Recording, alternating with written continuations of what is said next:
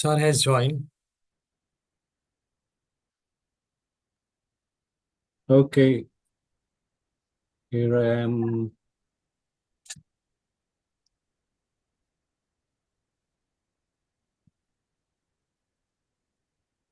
Hello, sir. Hello. Hello, Good hello. afternoon, Hello, sir. sir. How are you? Good afternoon. Very good afternoon, sir.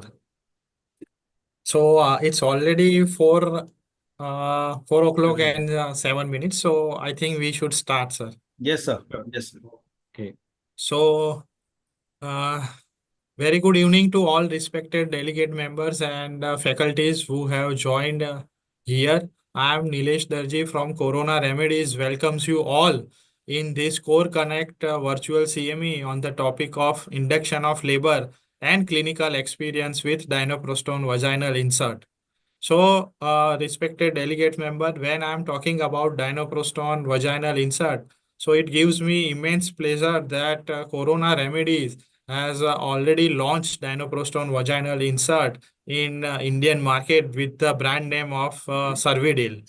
So it has been achieved by the strategic collaboration of Corona Remedies and Ferring Pharmaceuticals in India. So now in India, the international brand name Cervidil is available and which eventually is useful for cervical ripening for induction of labor and which also provides safety for not only fetus but also to the mother also. So we will also going to discuss regarding the whole topic along with the clinical experience of our main speaker who is Dr. Rajendra Nagarkatti sir.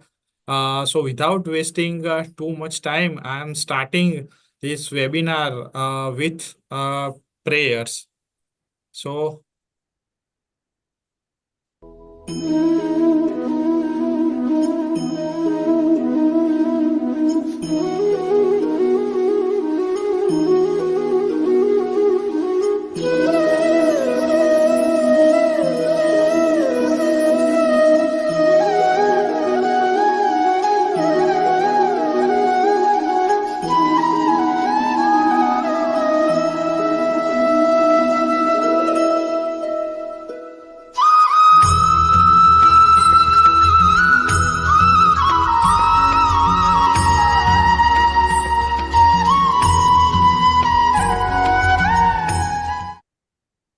So thank you so much. And now we will take this session further ahead.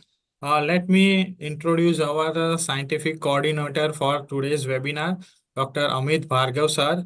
So sir will also take one brief session on clinical importance of clinical practice in recent time.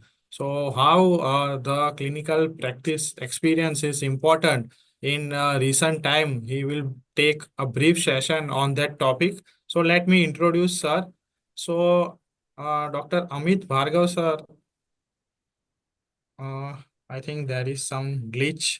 So, sir has been joined in Corona Remedies for quite a long time. Sir has a very vast experience in not only in pharma company but also sir has experience in personal practice is also sir is doing, and sir has almost 36 years of experience in this field. So sir has also worked with a giant company like Alembic, Alchem, and many more companies. So I will take this opportunity to welcome sir, and sir will take the session of how it is important clinical experience in recent time. So over to you, sir.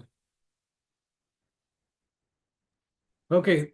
Thank you very much, Nilesh, and welcome to all of you. Let me start by sharing. Okay, here we are. So, on behalf of Corona Remedies and the medical department and the marketing department and everybody who has made Cervidil a reality, Corona Remedies welcomes you. And straight away to the point, why are we having these meetings? Why is Corona encouraging these kind of get-togethers? both online and offline. It's very simple. It's all about clinical practice. And I mean, all of you who are interested and are online right now are clinical practice. So you might very well wonder, what is Dr. Bhargav going to tell us that we don't know? Well, I'm not going to tell you anything that you don't know. We all know it. Only thing, I'm just going to emphasize it. It's all about experts, their expertise, especially in a field like gynecology and obstetrics, where expertise is very critical, and the experience. So we have all been through this professional lifespan. We have been students, we have acquired knowledge, we have become professionals, we have practiced, we have become successful. Each one of you in your own respective territories is a successful practitioner. But some people have gone on to have exceptional clinical experiences by virtue of which they are proclaimed around the country, around the world as experts.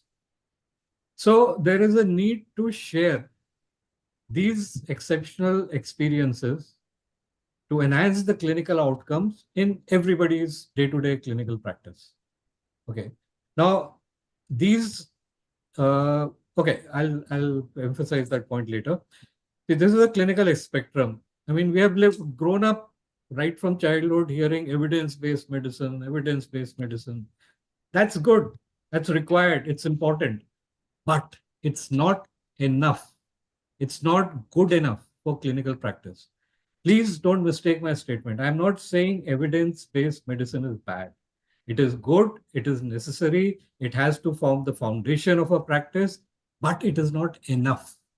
And what is required is clinical reasoning. This is a new concept that has come on in the early 2000s. This is a beautiful article that was written by Professor Snyderman of Mayo Clinic, a cardiologist there. And basically what he summarized is, these are all the data elements that we use to decide whether we should adopt something in our practice or not. Guidelines, RCTs, meta-analysis, open observational studies, investigator-initiated studies, whatever, and there are many more. But that is not enough for clinical practice. That is very good to know what works, what doesn't work. But for clinical practice, number one, we need mechanistic reasoning. We need to understand exactly what is happening in that patient sitting across my chair. I need to understand the pathophysiology working in him or her, which is not a universal thing. Second, the clinical experience. Over a period of time, there's no shortcut to it. The more you practice, the more experience you have. Over a period of time, you start developing a gut feel, a clinical acumen, call it what you like. But you know that if I do this in this kind of patient, this is what will happen. And that is clinical experience. This entire gamut put together is what the world refers to as clinical reasoning. And there's nothing new about this. And those who have taken it seriously in the US, it is a part of the medical curriculum of all students, paramedics, everybody involved in medical healthcare. So, and subconsciously or consciously, we are also doing it. Only thing, we have not formalized it into a thing. Now, what is most important here, if you see, all these elements, guidelines, RCTs, reviews, etc., they are accessible to everybody. We don't need meetings for that. I don't need like the president of FOXI to come and tell me what the guidelines of FOXI are all about. Okay, it's there in the public domain. Moreover, all these guidelines and RCTs, they're static. They don't change with time. So they may get outdated. It may be the best guideline today, but 3 years down the line, it's outdated. I'm sorry.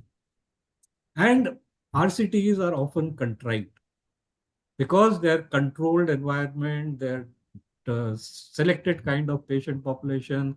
The outcomes are also selected. It does not deal with the real patient and its holistic outcomes. But experience, this is unique, intrinsic, integral, and dynamic. It keeps changing. With every year, I gain more and more experience about certain types of patients. And however, this experience is not accessible to anybody because I don't share it. It is not disseminated. Even if I want to make a publication out of it, the journal will not accept it. Oh, this doesn't have ethics committee. Oh, this doesn't have this design. Oh, this doesn't. All those academic things come into play. So the value of clinical experience, clinical evidence, very important. Please, mind you, I repeat again, I'm not downplaying clinical evidence. It is the foundation. This plus clinical experience together are what is required for becoming a clinical expert. Okay. So this is a very simple concept, but this is what I wanted to emphasize. I emphasize it in every meeting because all the newbies who are coming out, starting practice, they need to be aware of this. Do not get overburdened with evidence-based medicine. Please rely on your own experience and the experience of your teachers and experts. So with that, we have one very renowned expert here in the field of obstetric gynecology, IVF specialist from Mumbai.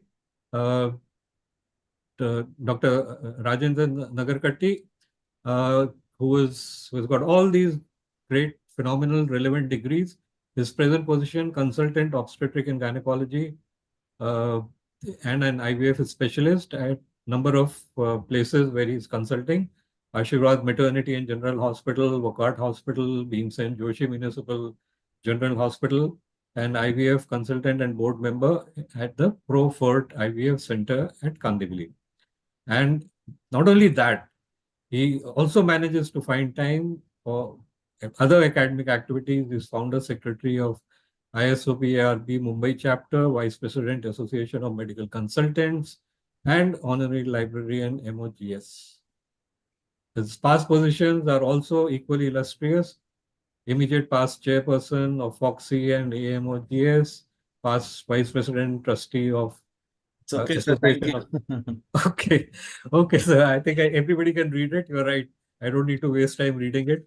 But suffice it to say, he's a great expert, and I request all of you to really pay attention to this because we are going to talk on this topic, as Nilesh already told you. This is an IOL method which has benefits for all three. Now, who are all the three? The mother-to-be, the fetus or the neonate, and the obstetrician. There are a lot of convenience things for the obstetrician and his team. So without more ado, Cervidil, the latest, fastest, simplest, and the safest in the evolution of IOL options. I hand over the floor to Dr. Nagarkatti. Sir, all yours. I'm stopping my share. Thank you, sir. That was a wonderful insight into clinical research and clinical medicine along with evidence-based medicine. So, as you rightly said, it has to be a combination of both. And that is what we are here to understand with this very wonderful molecule of Cervidil, which we are going to be using for induction of labor. So, should I do the screen sharing? Yes, sir.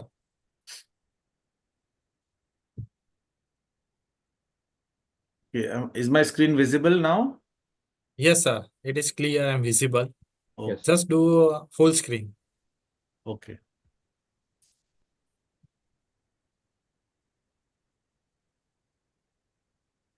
And slide share, slideshow, yeah.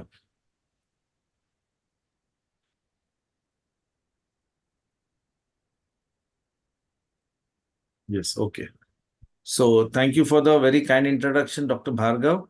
And well, to begin with the topic is induction of labor and clinical experience with dinoprostone vaginal insert, or as we call it, DVI. So to begin with, a little basic about induction of labor. I'll just minimize my...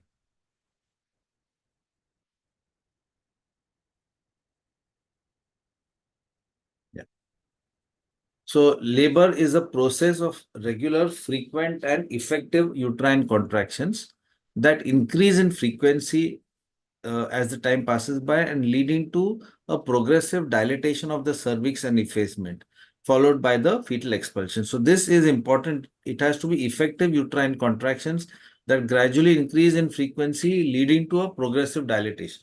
Sometimes we have false labor pains, which are there, the contractions are there, but they are not bringing about progress or dilatation of the cervix. So this is the slide which tells us about the three stages of labor. We have studied these all through our undergraduate and also our postgraduate days, but just to recapitulate, there is the first stage, which is from labor onset until cervical dilatation. which again comprises three phases: the latent phase, the active phase, and then the descent of the fetal presenting part. The second stage is from complete dilatation of the cervix until delivery of the baby. And third stage is from delivery of the baby till delivery of the placenta. Now, causes of onset of labor. So basically, onset of labor happens because of a combination of hormonal and mechanical factors.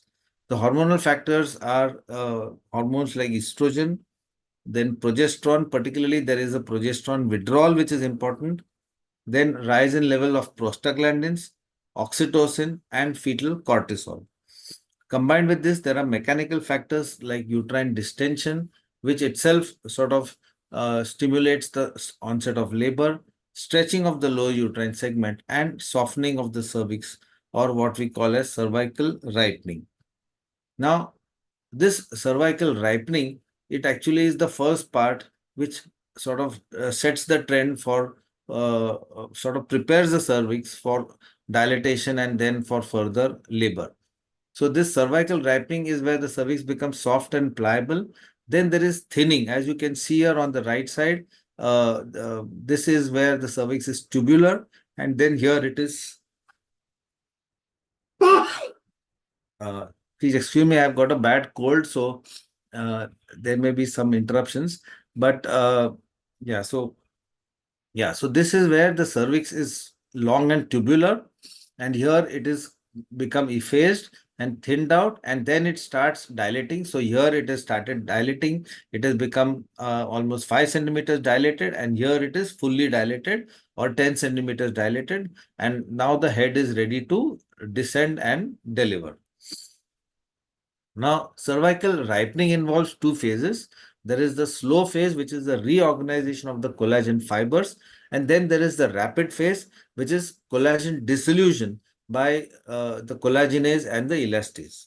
And the mediators to bring about this transition from the slow to the rapid phase are prostaglandins, wherein there is this happens when there is a decrease in the progesterone synthesis, or what we call progesterone withdrawal, and increase in estrogen levels. Also, there are certain other factors like inflammatory mediators, which also bring about this cervical ripening. Now, then comes the induction. So that is what happens naturally. Now, how do we bring about the same changes that we saw here? That is the ripening, the effacement, etc. How do we bring it about in a case patient where you want to induce labor? So induction is the artificial induction of labor. And when do we do it? When the maternal or fetal risks associated with continuing the pregnancy outweigh the maternal or fetal risks associated with an induced delivery. So it means that even with induction, there are certain risks. But when do you induce? When you feel that continuing of the pregnancy is going to be more harmful to the mother and or the fetus. And that is when you decide to induce delivery and bring the baby out, because at this point of time, the environment within the uterus is not so conducive, and it is better the baby is brought out, and then you can manage the baby after the baby delivers. Now, why do we do it? Induction of labor, when appropriate, may help avoid the risks associated with unnecessary cesarean deliveries, post-term pregnancies, and preterm or premature rupture of membranes. So therefore, labor induction is recommended primarily when there is a concern for the health of the mother and the baby. So in either of these cases, we need to do induction of labor. So these are the complications associated with the post-term pregnancy and also with cesarean deliveries, which generally tend to increase once the delivery patient becomes post-term. So complications of post-term labor one is, of course, increased cesarean section rate, because the placental blood flow goes down. The baby sometimes becomes big baby. Then the blood flow gets affected. Sometimes there is meconium, passage of meconium, etc. So all this brings about an increase in the cesarean section rate. Apart from that, there's a higher incidence of perineal lacerations, endometritis, chorioamnionitis, PPH, etc. From fetal point of view, there are fetal heart rate abnormalities, meconium aspiration, increased neonatal morbidity and mortality, macrosomia, neonatal acidosis, and neurological complications. As I said again, when there is postterm, there is increased cesarean section, and the complications of cesarean sections include maternal outcomes like thromboembolism, PPH, anesthetic complications, surgical complications like a tear or a rupture or hemorrhage, etc. Uterine rupture, I just mentioned, wound hematoma, wound infection, endometritis, etc. And even fetal complications like sometimes perinatal death or neonatal NICU admissions, increased chances of respiratory morbidity. Sometimes the patients have this what is called as transient tachypnea of the newborn, which is more common in cesareans, and sometimes it becomes little prolonged also.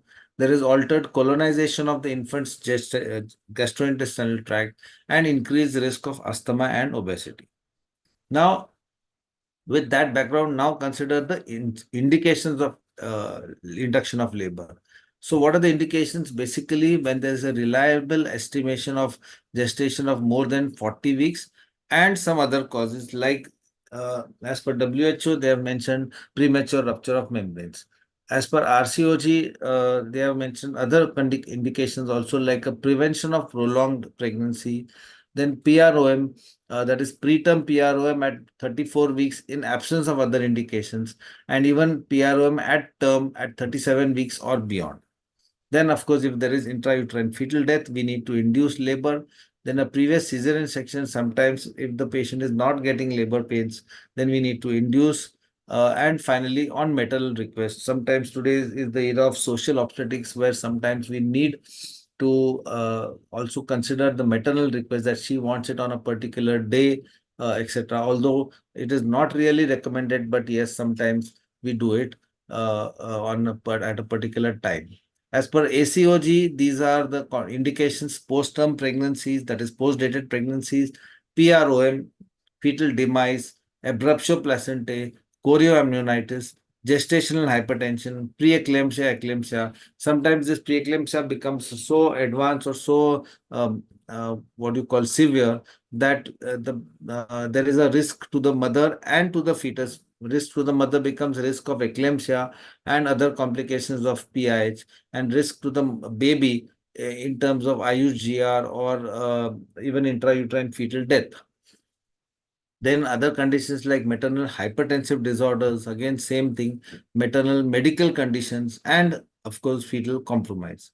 And amongst the contraindications include some conditions where you would not like to induce, where there is some possibility of other complications which can happen. So vasa previa or complete placenta previa, induction of labor is a strict no-no. Transverse lie again is a strict no, because there can be complications of transverse presentation, umbilical cord prolapse, previous classical caesarean section, previous regular lower segment caesarean section. We can do induction of labor, and what is known as VBAC, that is vaginal birth after caesarean, is possible, but preferably not to be done in a classical caesarean section delivery. Then active herpes infections, previous myomectomy entering the endometrial cavity. That is where you have opened the cavity and you have sutured the cavity. There, especially if it's a large myoma, then it is better not to take a risk of normal delivery after such an operation. Then comes the indications, FOXY indications. Absolute indications are, as we said, hypertensive disorders, preeclampsia, eclampsia, maternal medical conditions like diabetes, renal disease, chronic pulmonary disease, then fetal compromise, then pre-labor rupture of membranes, or PROM as we call it, before 37 weeks of gestation or even any time after that, fetal demise, chorioamnionitis, prolonged pregnancy beyond 41 weeks.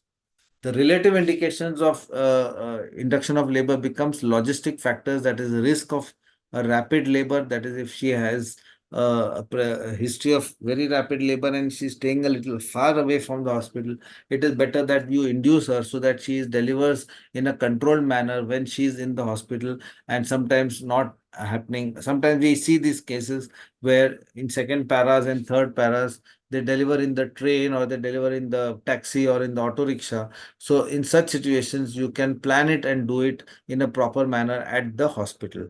Then psychosocial indications, then advanced cervical dilatation, polyhydramnios, previous stillbirths, and post-term pregnancy. So in these conditions also sometimes it becomes a relative indication, although not a absolute indication.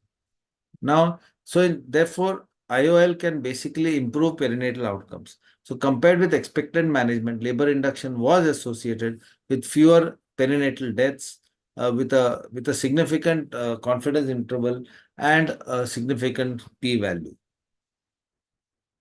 Now, can IOL improve the fetal and neonatal outcomes? Yes, compared with expectant management, labor induction was associated with lower risk of fetal death and admissions to NICU. Then again, it is also known to reduce cesarean section rates.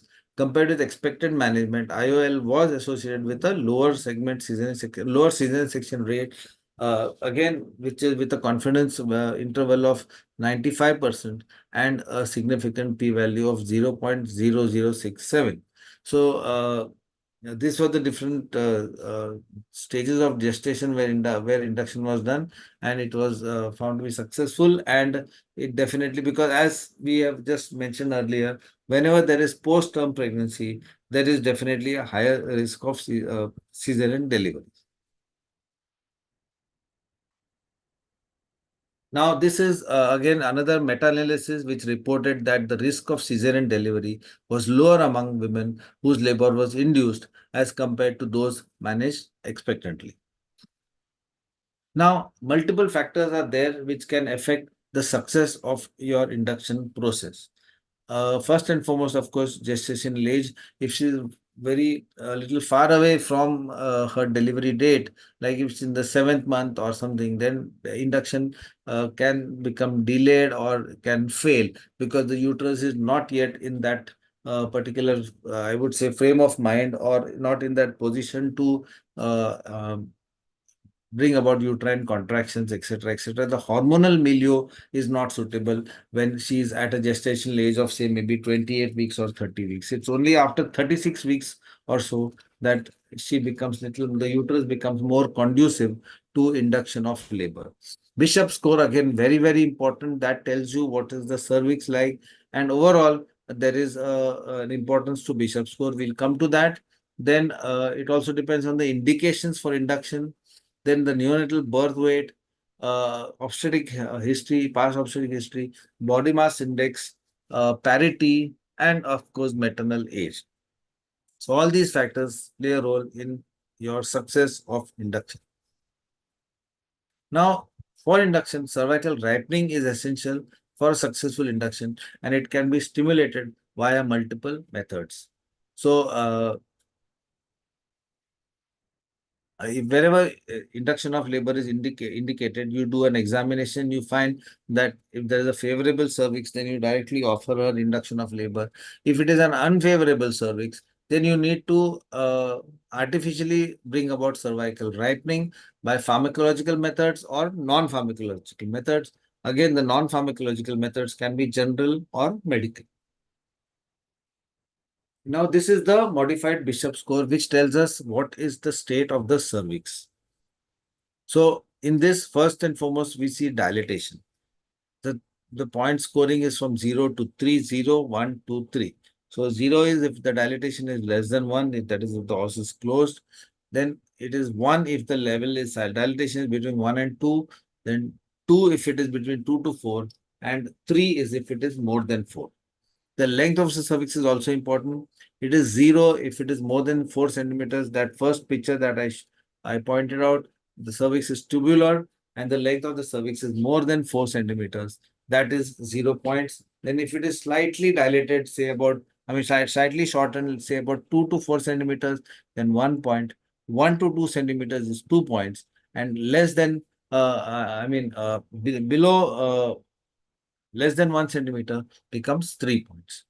Then the next important is the station.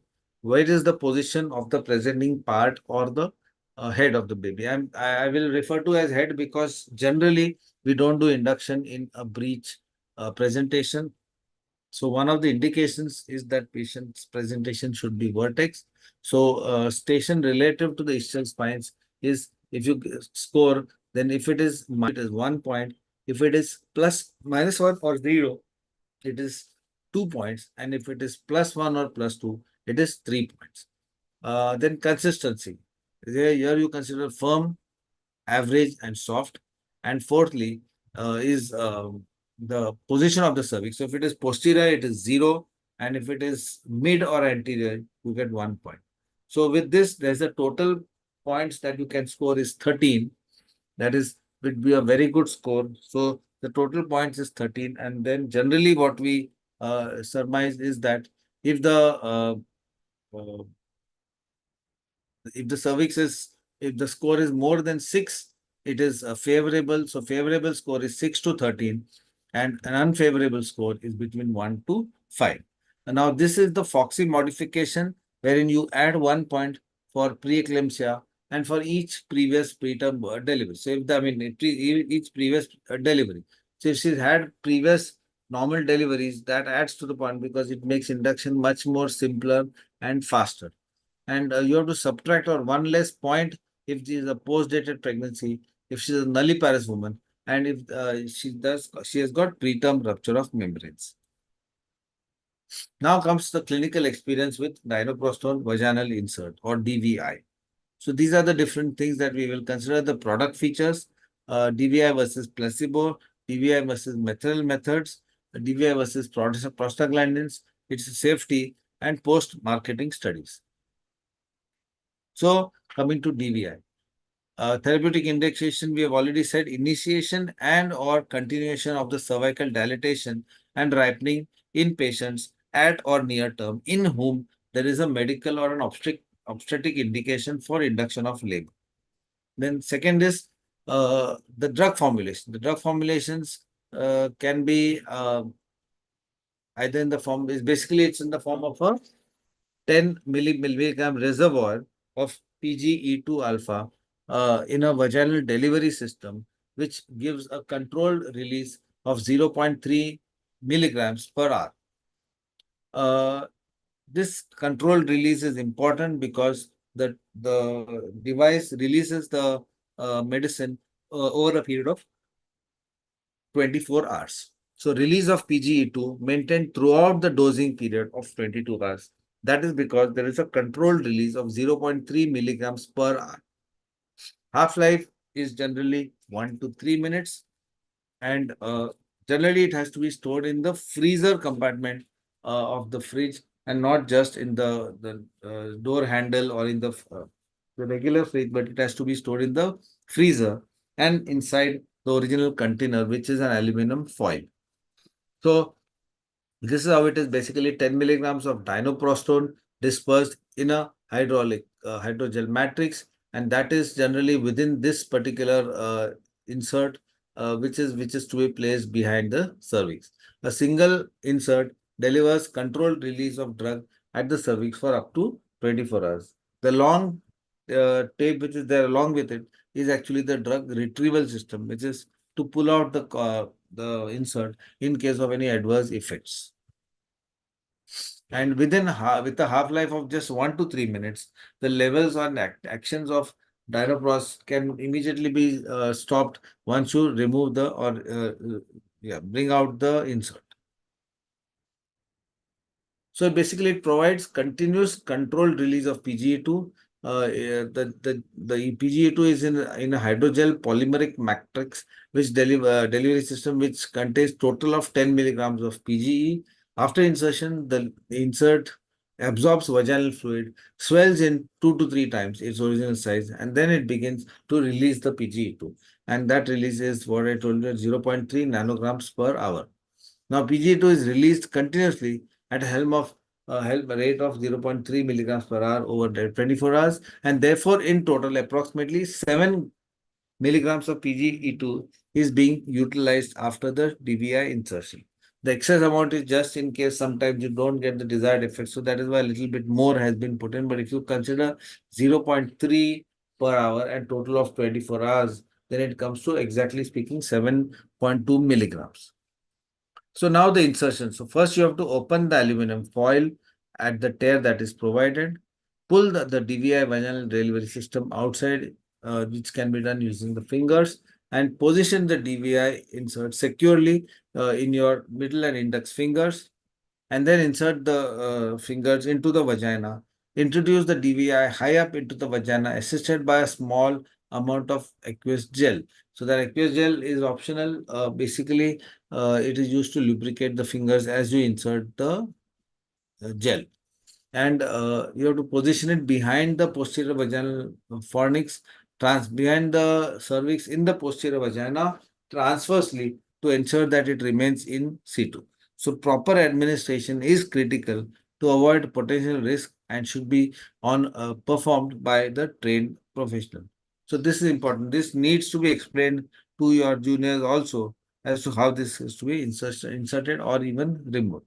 For removal, it is just gently pulling on the retrieval cord. After removal, wait for 30 minutes before starting oxytocin. So that is when very important. Do not start oxytocin of any form when the tape is still inside the vagina. You have to remove it and then give a half an hour and then restart the pitocin, etc., for further contractions and dilatation.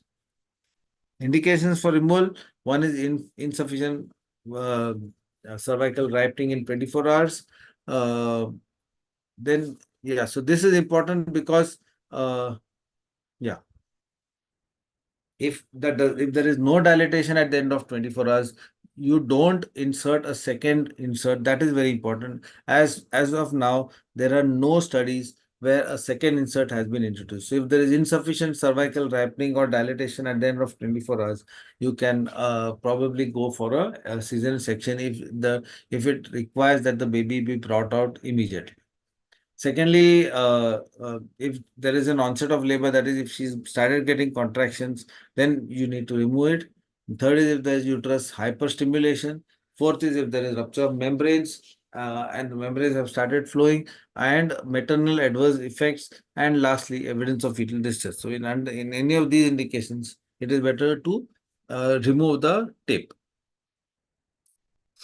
Now comes the efficacy, comparing it with different other agents. So first and foremost, comparing DVI versus placebo. So this is a study which was conducted in 1992 and later on again another study in 1996. So this conclusively proved that DVI ripens the cervix in a majority of women compared with placebo. So in RCT, a single dose of DVI successfully ripened the cervix in a majority of women as compared to placebo. And treatment success here was defined as a Bishop's score which increases at the point of 12 hours to more than 3, or a Bishop's score of 12 as Bishop's score of more than 6 at 12 hours, or actually active onset of labor. Now again, this is the same thing. It ripens the cervix in a majority of women within 24 hours. The mean time for cervical ripening following application was 24 hours. So it depends. It takes a little bit longer time, but it's just because it's a slow release, and therefore it does not have complications like fetal distress, etc. So therefore, on an average, the mean time to cervical ripening following the application of the tape gel or the DVI was found to be 21 hours. Now, this is a study which conclusively proved that DVI ripens the cervix in a majority of women within 24 hours. So, in a retrospective study, the mean time to cervical ripening was found to be 24 hours.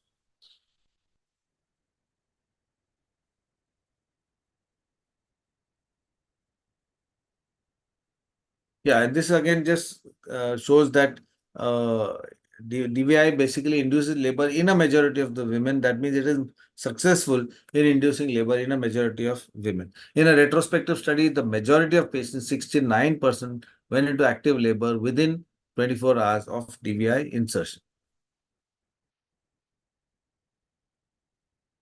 Now, this is a point which tells us that DVIs significantly reduces mean time to delivery as compared with placebo.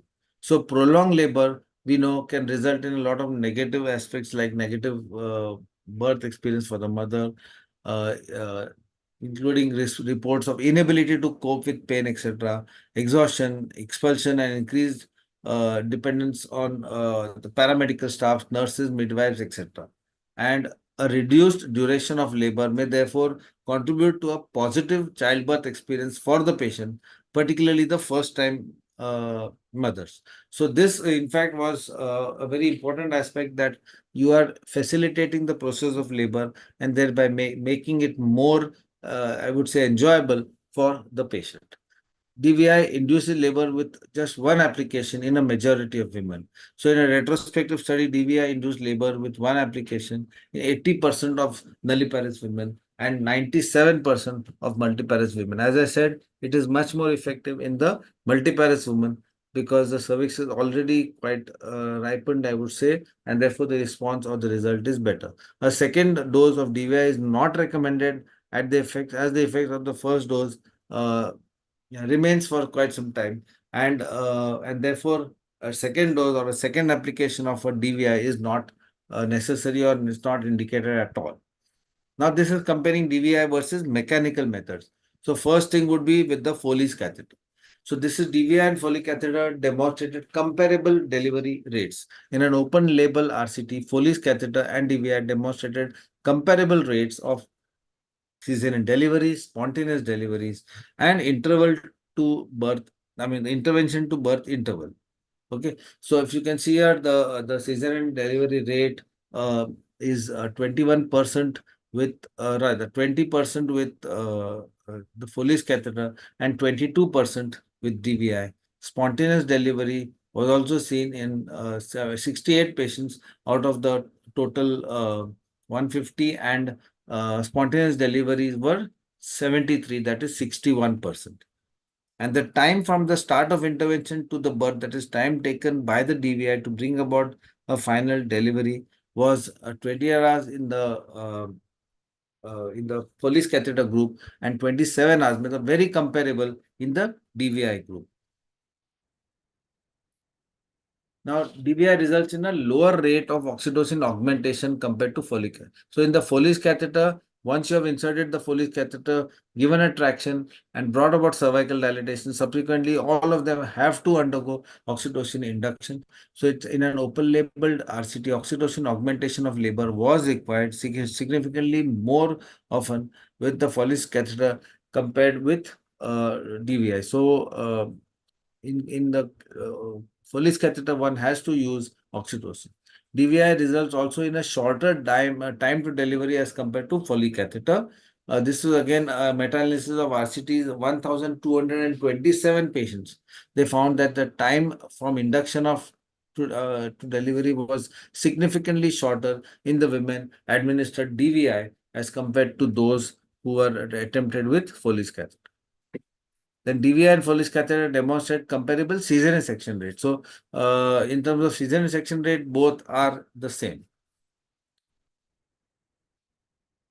Again, the rates of vaginal delivery within 24 hours of induction were comparable in both the groups, that is Foley's group and the DVI group. Now, the next comparison is versus again mechanical factors, but this time considering it with double balloon catheter. So, in an Italian RCT of 208 women undergoing induction, the rate of vaginal delivery within 24 hours was higher with the double-ended balloon catheter as compared to even with DVI.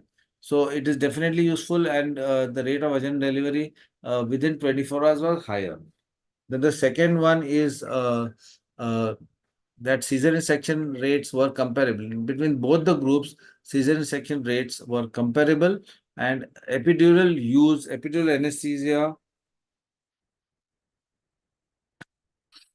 anesthesia use was significantly higher in the double balloon catheter group because the pain is more in these patients, and therefore it was more required.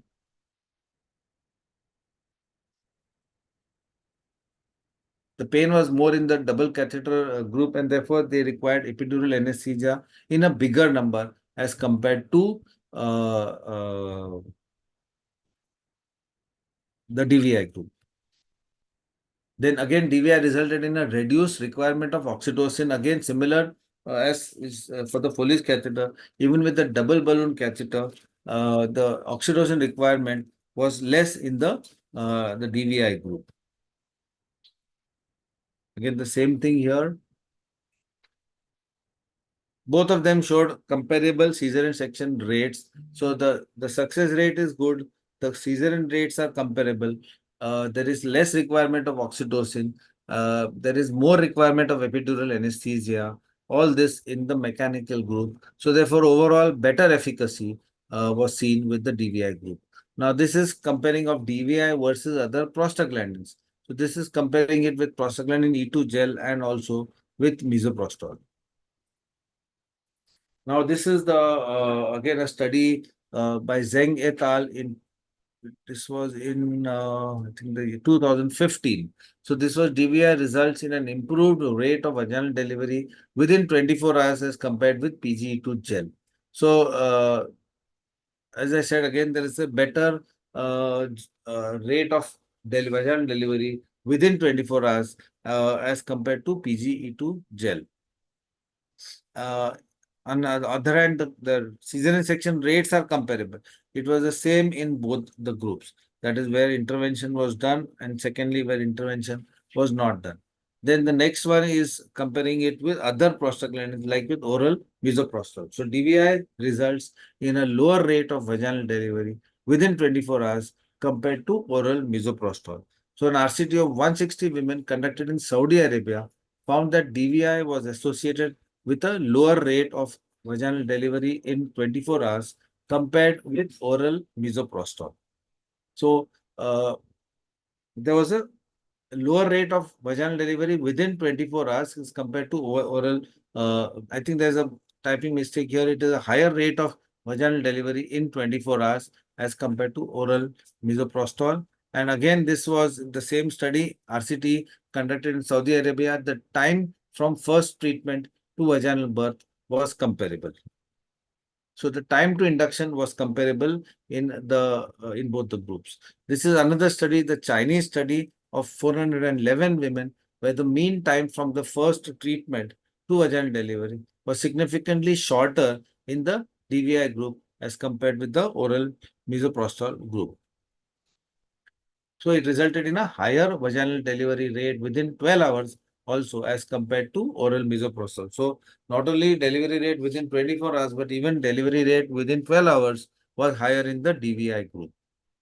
Now finally coming to the safety. So what are the complications of induction of labor that we generally want, especially with PGE2 gel, etc.? The main complication was uterine hyperstimulation, sometimes uterus going into a tonic contraction.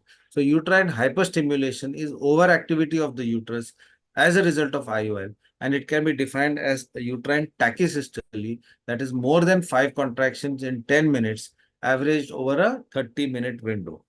And uterine hypersystole is when the contraction lasts more than 2 minutes. So it may or may not be associated with changes in the FHR pattern, that is, terms of fetal bradycardia, etc., may or may not be there.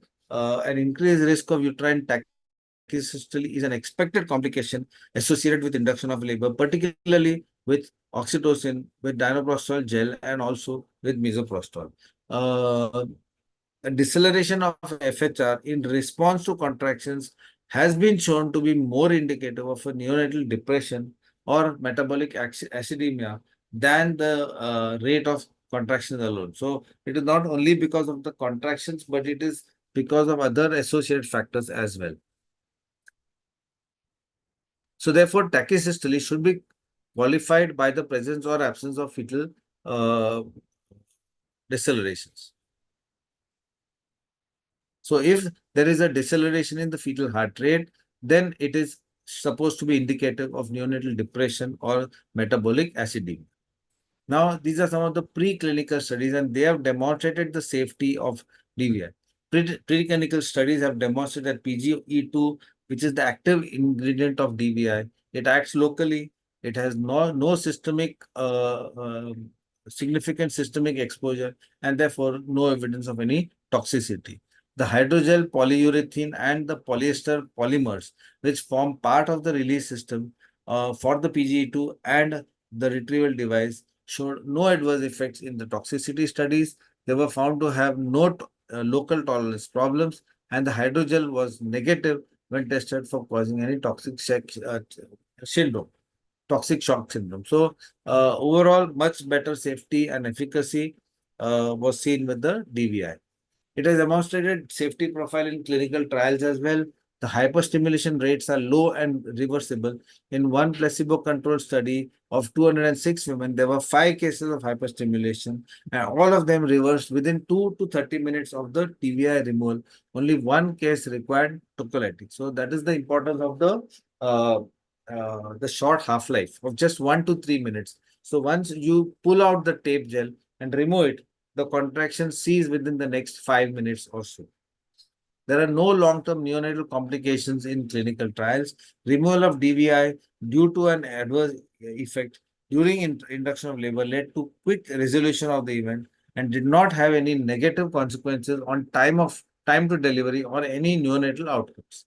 There were no cesarean deliveries due to uterine tachysystole or FHR changes because of a strong uterine contraction. So none of these patients required a cesarean section, basically just waiting for some time and the effect to wane off, and then the fetal heart rate used to improve. In a report of a 3-year pediatric follow-up studying the patients up to the pediatric age, 51 of whose mothers received DVI, there was no deleterious effect on physical examination or even psychomotor examination. So in 121 infants, 31 of them had received DVI and there were no deleterious effects. The reported APGAR score of 7 and above. In a post hoc analysis of the phase 3 expedite study, DVI demonstrated a 5-minute APGAR score of more than 7 in 98.9%, compared with 98.3% with oral misoprostol. So, telling us about the safety for the newborn baby. With either oral misoprostol or with the PGE2 gel, there is a much higher incidence of hypersystole and strong uterine contraction, sometimes lasting for more than 2 or 3 minutes, where even removal becomes difficult because in case of misoprostol, the tablet often has already melted, and in case of a gel, the gel has already spread all over in the vagina. Now, DVI is also well tolerated with a low incidence of uterine hyperstimulation as compared to placebo. So the incidence of hyperstimulation also is less. DVI has comparable low uterine hyperstimulation rates as compared with Foley's catheter, but was associated with the higher rates versus the double balloon catheter. So the uterine hyperstimulation rates were comparable with the Foley's catheter. And this is again DVI and oral misoprostol demonstrating largely favorable safety outcomes. The frequency of maternal adverse effects was similar between the two groups of misoprostol and DVI. Non-reassuring FHR incidence was higher in the DVI group than in the oral misoprostol group, although NICU admissions were lower than with DVI. So there is a certain amount of non-reassuring FHR patterns which were seen, but they did not result in NICU admissions. So these are the comparisons as you can see. So they are all significant with significant P values and confidence intervals. DVI and oral misoprostol demonstrate acceptable safety profiles.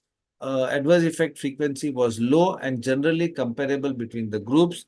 Non-reassuring FHR was higher in the DVI compared with the oral misoprostol group. But as I said, even though there were non-reassuring FHR was higher, the incidence of neonatal admission in NICU was less as compared with oral misoprostol. Again, DVI demonstrates a faster resolution of tachysystole following retrieval as compared with misoprostol or any of the other methods. So in those methods, when there is a tachysystole and likely complication of the fetus in terms of fetal distress, etc., just removing the tape helped in relieving the problem within 2 to 3 minutes, and that is the importance of the tape in a emergency situation.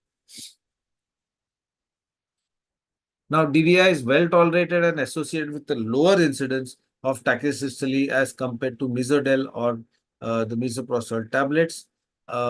These are the comparable rates: cesarean section during the first hospitalization, category 2 FHR patients, that is abnormal FHR, and overall incidence of tachysystole. That was all compared between DVI, Misodel, and the levels were significant with a significant p-value. Now coming to the post-marketing studies, DVI limits pain compared with vaginal PGE2 gel. In nulliparous women with Bishop score of less than 4, DVI limits pain comparable with vaginal PGE2 gel. So that was one advantage, that there was less pain. Again, DVI use is associated with fewer vaginal examination, because once you've inserted it, you just have to follow up the patient for regular fetal heart rate examination. There is no need of fetal vaginal examination unless she starts going into active labor and getting strong contractions of more than 3 per 10 minutes. So it was associated with a lower number of vaginal examinations than PGE2 gel, suggesting that it may reflect a less invasive treatment as compared to what was as compared to the this that offers greater patient comfort and satisfaction. So these are the different terms that we have just gone through: active labor, augmentation of labor, BMI, that is the body mass index, bradycardia, which means a lower fetal heart rate, breech presentation, chorioamnionitis, collagen, effacement. Collagen is very important as a terminology because it is the main protein component present in the white fibers of the connective tissues of the cervix. Effacement, which is softening and shortening of the cervix, expected management, external loss, favorable loss, fetal heart rate, gestational age, etc. This is some of the terms that we considered during the presentation. Of course, these are again the same thing: induction agent, internal loss, intrapartum, that is within during the labor, intrauterine fetal death, macrosomia, etc. I don't think we need to enlighten this to this august audience. So I will just skip this particular slide and thank you for a patient hearing. Thank you so much, sir, for your wonderful insights. So there are some questions are also there, sir. Yeah. One question which has come, that a study has been published in 2020 talking about a trial with a second device after 24 hours, sir. Yeah. So Yeah, what is your take, sir, over that? So if you don't mind, can I take that query first? Yes, sir. Yes, sir. Please. See, there is not just this 2020, the 2020 study is actually a study which tells about the design of this intention of the investigators. So it is called DINO, and it is still underway. The results have not been published. But more importantly, since the person is interested in it, in way back, I think in 2015 or 16, a study has been published where very clearly in patients who don't respond for 24 hours, a second DVI was used, and without any problem, they delivered. And this was in comparison with using oxytocin after the failure of the first device. So one group was DVI plus oxytocin. The second group was DVI plus DVI. And the DVI plus DVI had much better safety outcomes compared to the other. So, I mean, this is limited evidence, I agree. And as time passes, we will get more clarity. But since this gentleman was interested, I thought I'll bring this issue. It is not yet established. Please be very clear about it. But it is definitely a move in a good direction. You can and may, in specific cases, use two DVIs also. So over to your expert opinion, sir. No, that's a very good insight. Actually, I didn't know about this study, but as of my clinical experience, I have not used it a second time. In fact, I was even talking to another senior doctor who uses this very frequently, Dr. Ashwin Kakkar.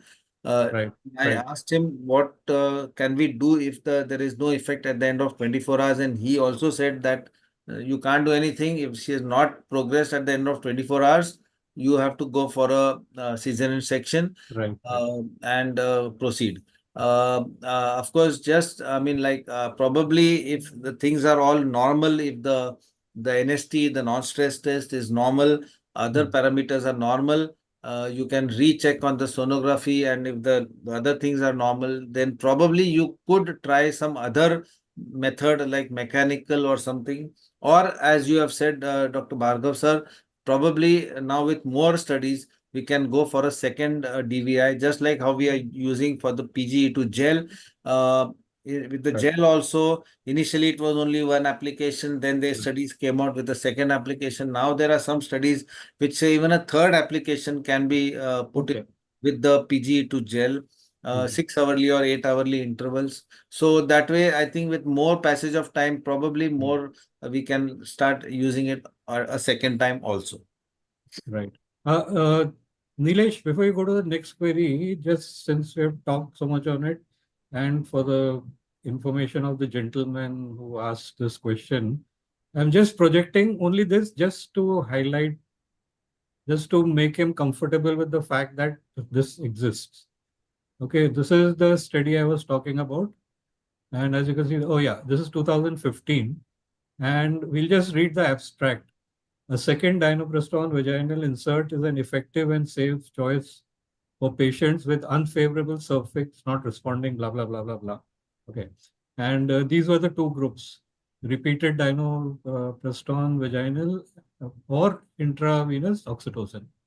Small study, 47, 47, but it's the beginning of more data generation. Right. So I just thought to just share it. Okay, Okay. so when there is more study and evidence, then Correct. we can confidently Right. say. But at Correct. least, we should not hold on to the previous belief that, oh, after one, nothing. Because, I'm into counseling. I'm a physician. So I need to do a lot of family counseling. And the women are scared of a cesarean section. Even though I know all my friend gynecologists, they want to do cesarean section because, if things are controlled, the timing is controlled and all. But also, we need to keep in mind that if you do one cesarean section, the next delivery is also most probably going to be a cesarean Correct. section. Correct. Correct. So it's we need to, Foxy is right in saying, and the government is also right in saying, we need to cut down on the unnecessary cesarean sections. Those which are necessary. Right. Okay, any other questions, Nilesh? Yeah, yes, sir. One more question is there. If there is a dryness in vagina, and if there is a problem in effect, then how we can solve? Means before inserting it, can we use vaginal wash or something like that? If there is a dry vagina or that. No, I normally whenever I use it, first of course you need to apply a little amount of gel for ease of administration. But it's a my way of practically. I mean, I'm just sharing it with you. I put in a little amount of saline, normal saline. Yeah, After I've absolutely. inserted Okay. the gel, I insert with my finger inside. I just pour a little bit of saline so that the gel, the insert becomes wet and it starts releasing the hormone in a proper way. I mean, the prostaglandin in a Okay. proper way. Okay. So that is a Yeah, one very good aspect with correct. which we can increase the effect of the product. Yes, So because it that has to swell, doctors, it has to, it's a hydrogel, so it has to absorb water and then swell and then release. So that even not necessarily in a dry vagina, but even otherwise, once you've inserted it, okay. I always feel that it should get the proper amount of moisturization, and therefore I do insert that. What is your experience, sir? Bhargav? Yeah, so you're absolutely spot on. And I'm so glad that your expert opinion, the other people are hearing. The team of gynecologists in Choitram Hospital, Indore, they actually did a study on this. And they showed that if you do a normal saline vaginal wash prior to introduction of the device, you get much more reliable and reproducible results. So they had one group without any saline wash and one group with saline wash. And obviously the group with the saline wash had better outcomes. So, so good. So why don't you make a publication out of this? It's a very important point in the usage of this device, because I've got feedback from some doctors from some geographies of India. The device doesn't work. Now, I mean, I tell them that, look, it may not have worked, and there is no drug in the world which is 100% efficacious. But do keep in mind that this device has a lot of practical things to look into: how it is stored, how it is opened, and the points that you brought out, the opening it, holding it, and then inserting it. All the three are very critical in this.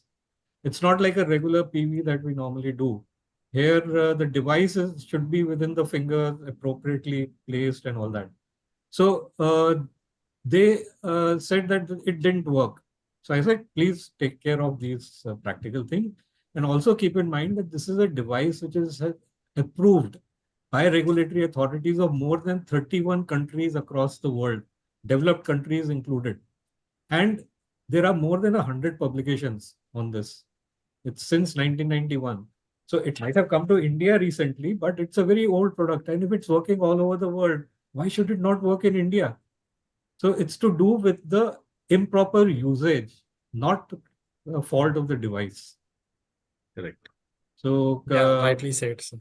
so I think, Nilesh, we should propagate this. And what Sir has told us is very important insight.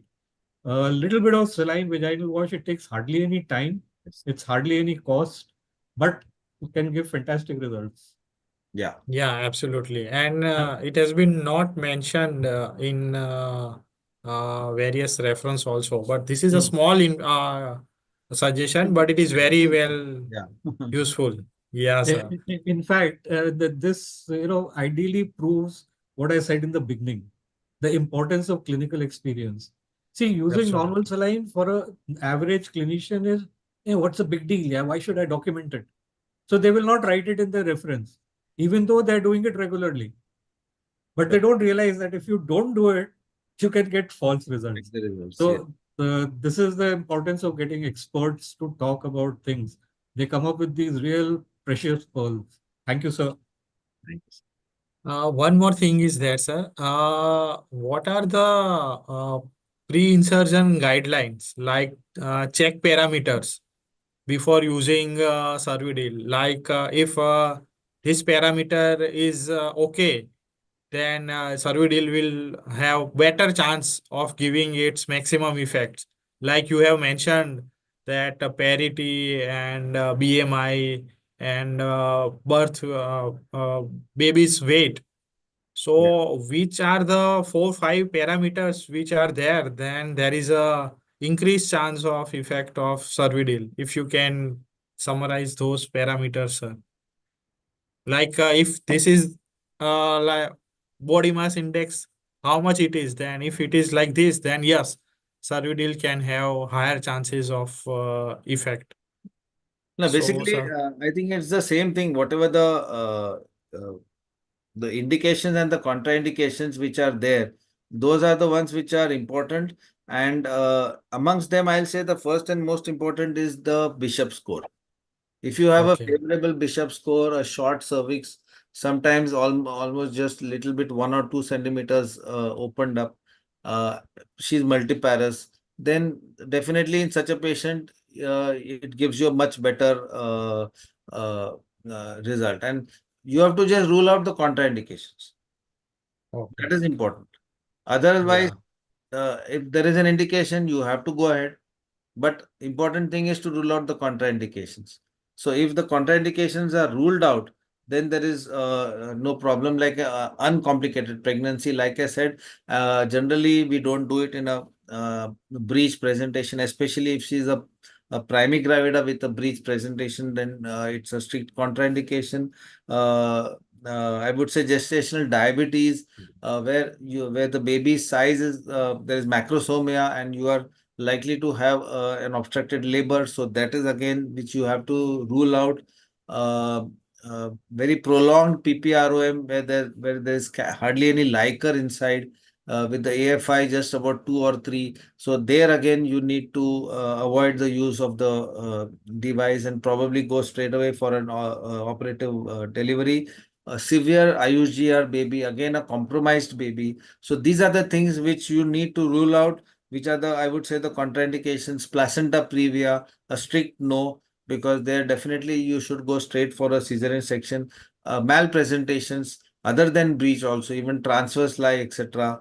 So basically, in other words, you have to rule out all the contraindications and then proceed. Amongst them, when you're proceeding, you look at the Bishop score, and then that will tell you that yes, this patient is going to deliver in a faster way.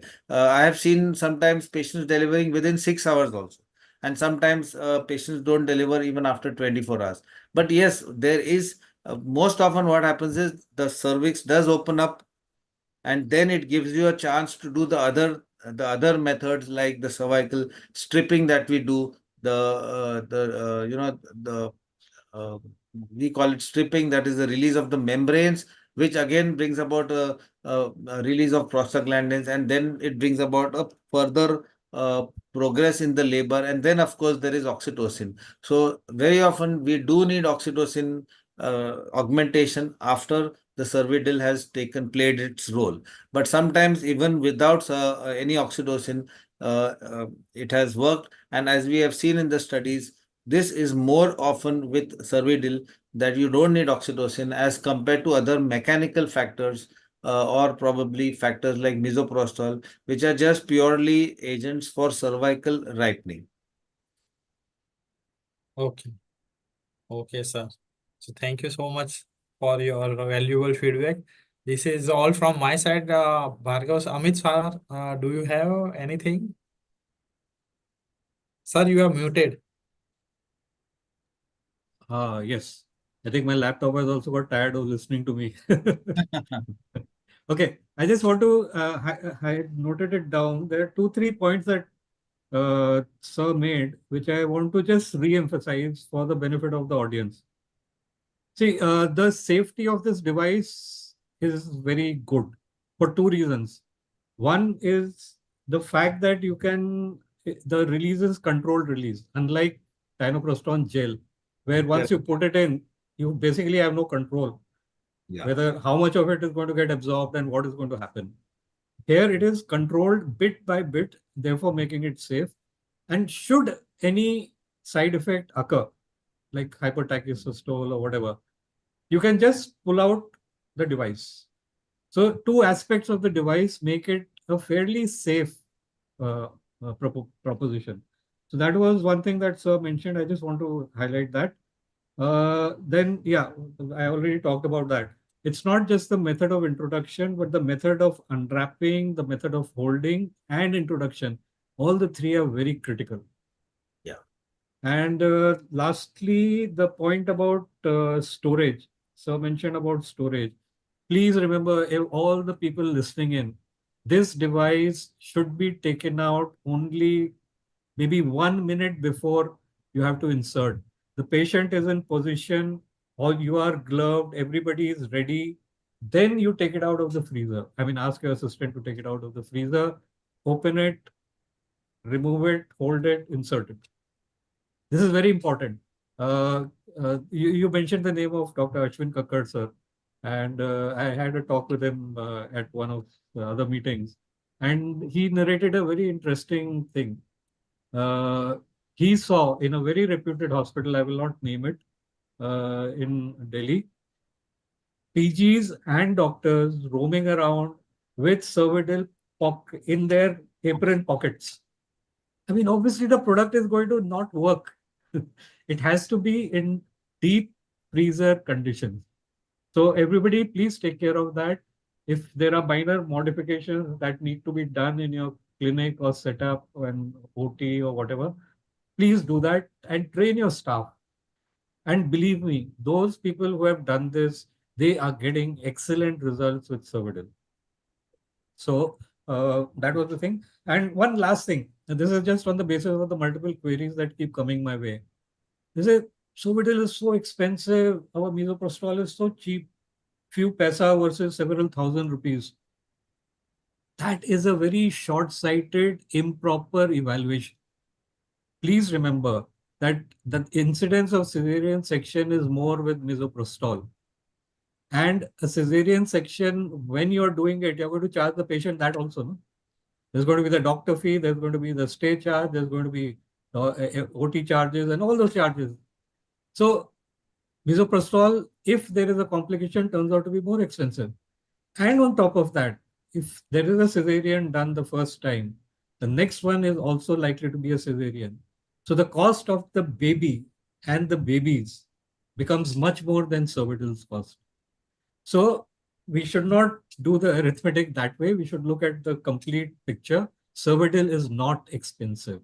And finally, whether it is expensive or not, that is for the patient to decide. It is not for the obstetrician to decide.